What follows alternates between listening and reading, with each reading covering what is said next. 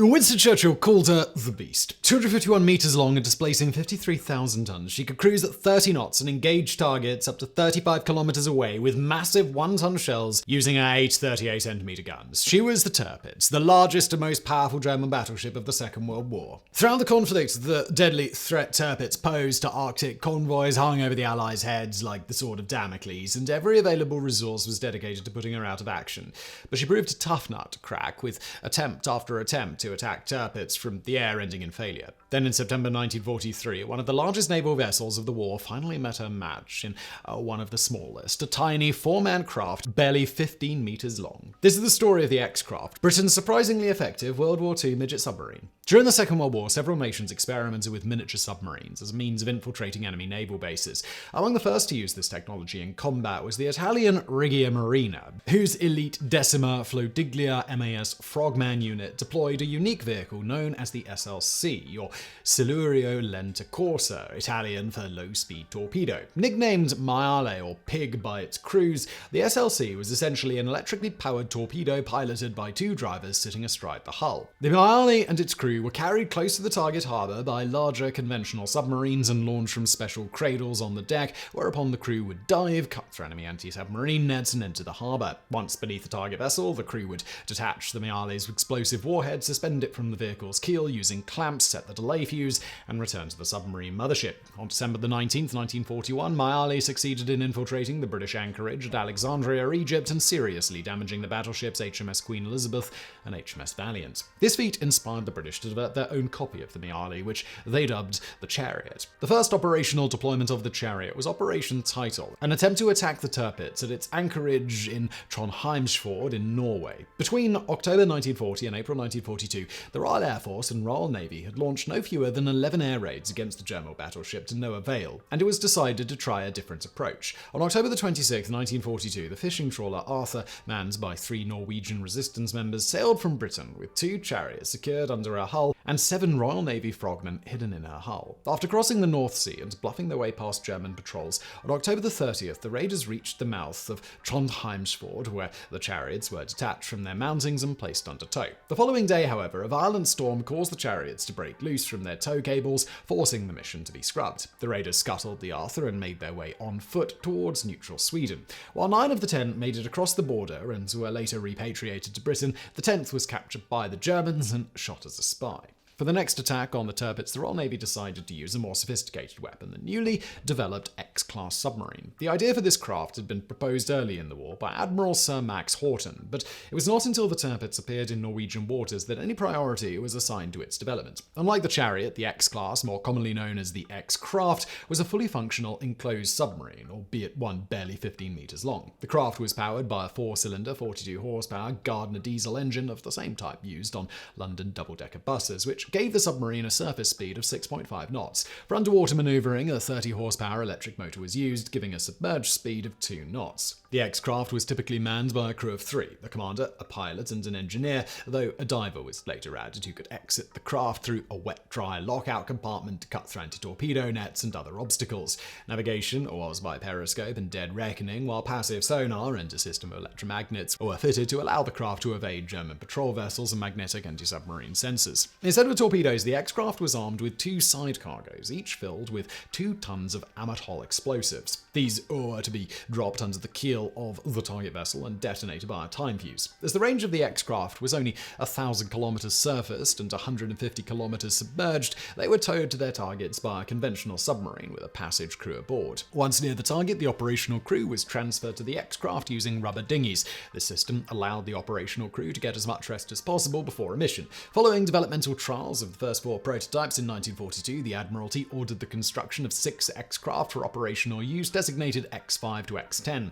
As Vickers Engineering, Britain's foremost submarine builder, was overwhelmed with orders for conventional submarines, X-craft production was contracted out to 3 smaller engineering firms, Markham's in Chesterfield, Broadbent's in Huddersfield, and Marshall's in Gainsborough. To man the craft, the Admiralty put out a request for fit, unmarried sailors who were strong swimmers. The midget submarines and their crews were organized as the 12th Submarine Flotilla, based at HMS Varble, the former Carr's Hydropathic Hotel at Port Bannatyne on Scotland's Isle of Bute. The submarine depot ships ships HMS Bonadventure and HMS Titania served as tenders, while the obsolete battleship HMS Malaya served as a training target. Operating these newfangled weapons proved a grueling affair. The cabin of the X-craft was only 2.4 meters long, 1.5 meters wide, and 1.7 meters tall, with barely enough room for the crew to stand up or sit down in. And while canisters of soda lime were provided to absorb carbon dioxide, the heat and fumes leaking from the diesel engine soon made the cabin unbearably hot and stuffy. As Jeff Galway, a member of the Combined Operations Pilotage Parties who underwent X-craft training, later recalled,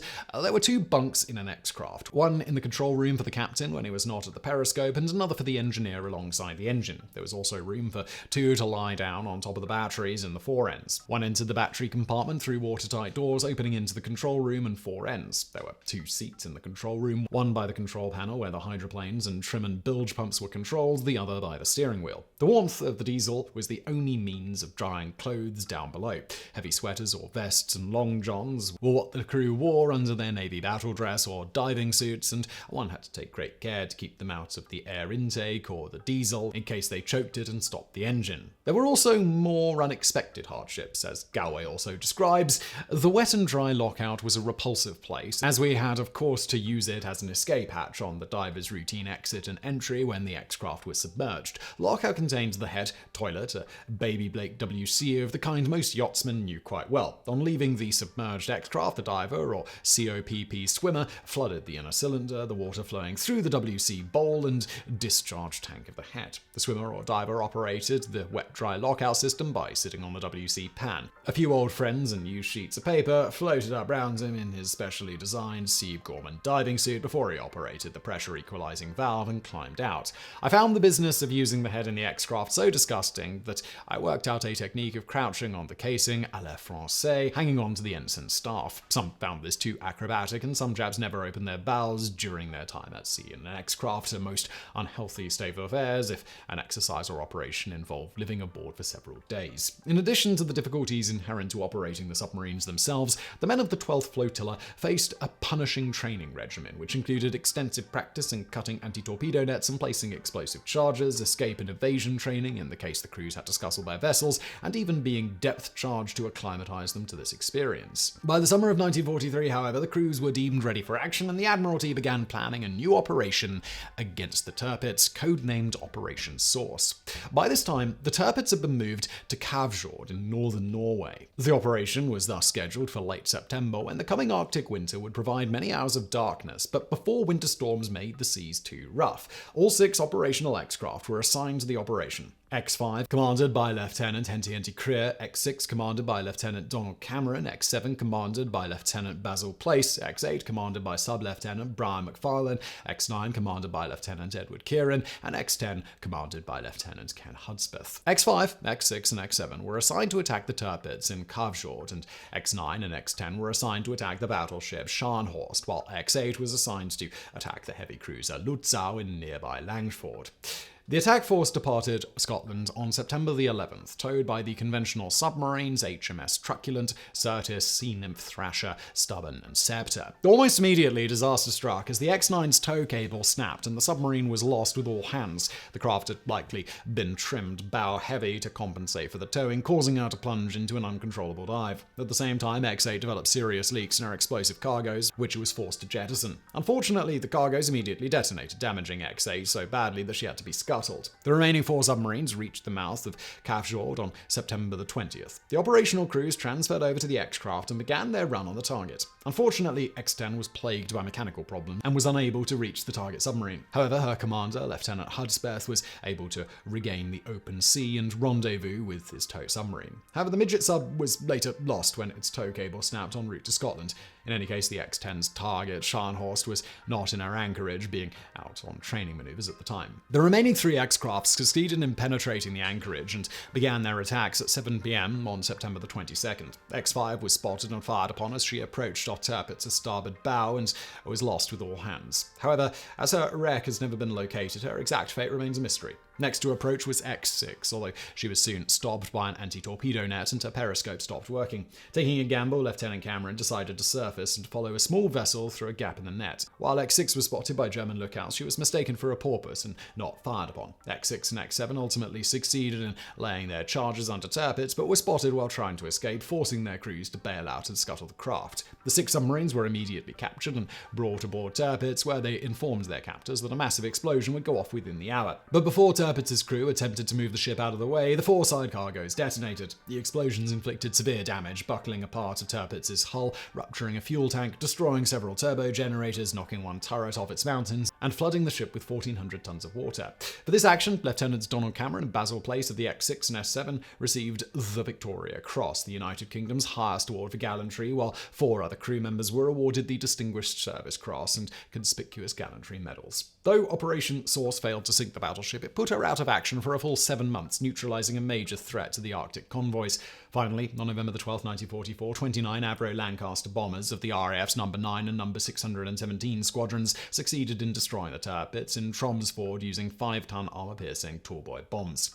In early 1944, the X-craft lost in Operation Source was replaced by 6 new models designated X-20 to X-25. The next mission for the 12th Flotilla was a simulated attack on the Royal Navy anchorage at Scapa Flow in the Orkney Islands intended to test the base's defences. Lieutenant McFarlane was assigned to carry out the attack in X-22, but while being towed to the target by the submarine HMS Certis, the 2 vessels collided in a storm and X-22 was lost with all hands. The mission was ultimately completed by Lieutenant Maxwell Sheen of the Royal Australian Naval Volunteer Reserve, who was selected to lead the 12th Flotilla's next combat mission, Operation Guidance, and attempt to destroy the Laskavag floating dock at Bergen in Norway. The attack was launched on April 14, 1944, with Sheen and his crew in X-24 infiltrating the anchorage, laying their charges and rendezvousing with the towing submarine without incident. However, aerial reconnaissance revealed that X-24 had not in fact sunk the dock, but rather the German cargo ship Bauernfels. As it turns out, the charts Lieutenant Sheen who had been provided were out of date, and an additional berth of similar orientation had since been added by the Germans.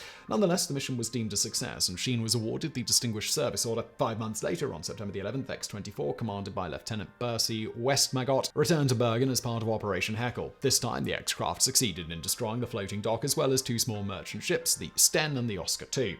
Meanwhile, other elements of the 12th Flotilla were engaged in a very different kind of mission, helping Allied planners prepare for the upcoming Operation Overlord landings in Normandy, France. Known as Operation Postage Able, the mission was intended to collect intelligence on the composition and topography of the landing beaches to ensure that landing craft, vehicles, and troops could safely get ashore. On January 15, 1944, X-20 set off from Scotland for the Normandy coast. Aboard were a regular Royal Navy crew commanded by Lieutenant Ken Hudspeth, as well as 3 divers of the Combined Operations Pilotage Parties, or COPP. During the day, the crew conducted shore reconnaissance using the periscope and echo soundings of the sea floor, while at night the divers swam out to the beaches and collected samples of sand and soil and condoms for later analysis. Of these highly dangerous missions, the divers were armed with only knives and pistols. Surveys were conducted off Vierville-sur-Mer, Moulins-Saint-Laurent, and Corville-sur-Mer in the American Omaha Beach sector, with plans to proceed to the Orkney Estuary in the British Sword Beach sector. However, by this time, the crew was so exhausted that Lieutenant Hudspeth decided to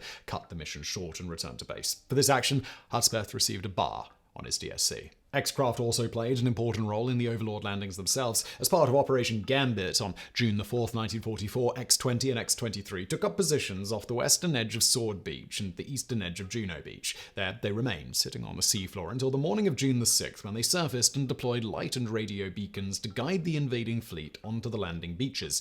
This mission earned Lieutenant Hudspeth yet another bar on his DSC. Due to their impressive service in Europe, the X-craft was adapted for use in the Far East. Known as the XE class, these new submarines were slightly larger than the original X-craft and featured a number of modifications to make them more comfortable to operate in the tropics. However, they were no less dangerous, with one XE craft, XE-11, being lost during a training exercise in Loch Striven on March 6, 1945. The crew, led by Lieutenant Aubrey Staples, had trimmed their craft at 100 feet and begun a gradual ascent. Unknown to them, however, the boom defense vessel Marina had stopped directly above, and as the submarine neared the surface, the 2 vessels collided, tearing holes in XE-11's hull and sending her to the bottom.